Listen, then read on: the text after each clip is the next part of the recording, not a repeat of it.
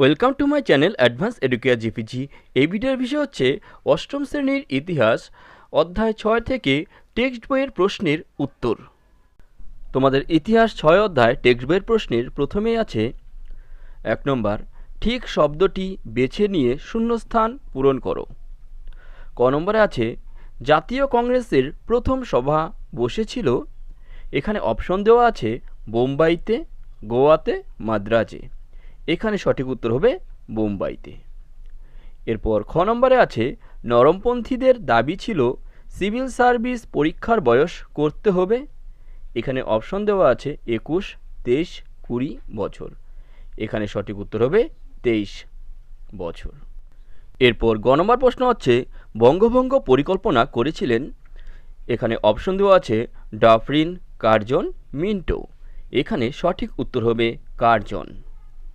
এরপর ঘ নম্বরে আছে বাংলায় বিপ্লবী আন্দোলনের সঙ্গে জড়িত ছিল, এখানে অপশন আছে যুগান্তর, হিন্দু প্যাট্রিয়ট, সোমপ্রকাশ পত্রিকা।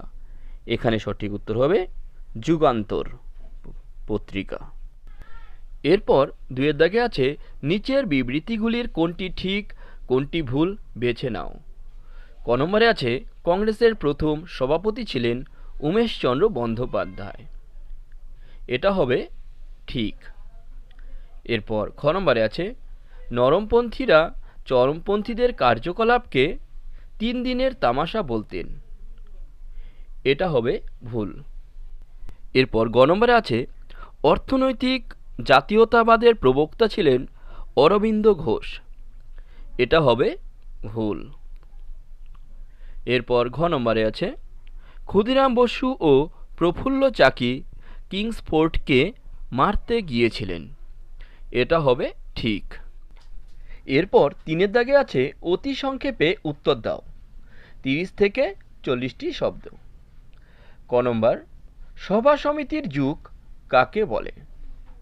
উত্তর 1857 খ্রিস্টাব্দ থেকে 1885 খ্রিস্টাব্দে ভারতীয় জাতীয় কংগ্রেস প্রতিষ্ঠার আগে পর্যন্ত সময়কালকে সভা সমিতির যুগ বলা হয়ে থাকে।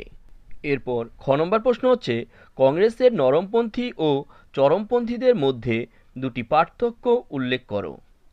উত্তর কংগ্রেসের নরমপন্থী ও চরমপন্থীদের মধ্যে 2টি পার্থক্য হল 1, কংগ্রেসের নরমপন্থীরা আপোষ মীমাংসা নীতির মাধ্যমে ব্রিটিশদের কাছ থেকে ভারতীয়দের আশা আকাঙ্ক্ষা পূরণের পক্ষপাতী ছিলেন, আর অন্যদিকে কংগ্রেসের চরমপন্থীরা প্রত্যক্ষ সংগ্রামের মাধ্যমে ব্রিটিশদের কাছ থেকে ভারতীয়দের দাবি আদায়ের পক্ষপাতী ছিলেন।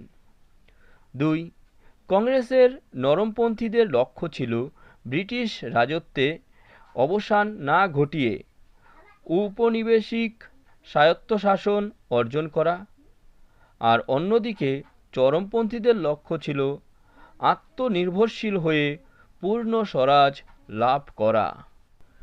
এরপর গ নম্বর হচ্ছে 1907 খ্রিস্টাব্দে কংগ্রেসের সুরাট অধিবেশনের গুরুত্ব উল্লেখ করো।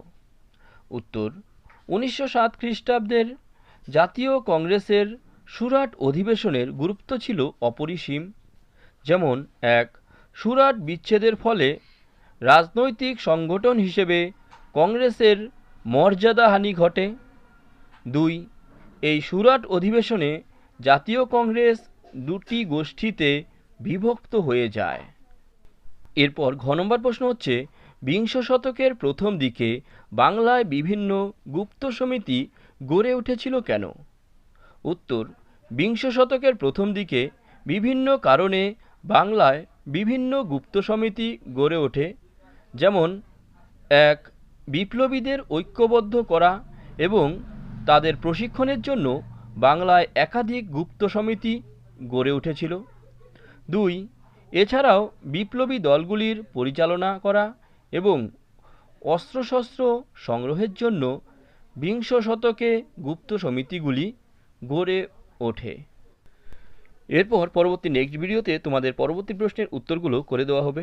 তোমাদের যদি এই ধরনের বিভিন্ন নোট, সাজেশন ইত্যাদি শিক্ষামূলক ভিডিওর প্রয়োজন হয় তাহলে আমার এই চ্যানেলটিকে সাবস্ক্রাইব করে বেল আইকনটি অন করে রেখো, যাতে এই ধরনের ভিডিওগুলো আপলোড করার সঙ্গে সঙ্গেই তোমরা তার নোটিফিকেশন পেয়ে যেতে পারো।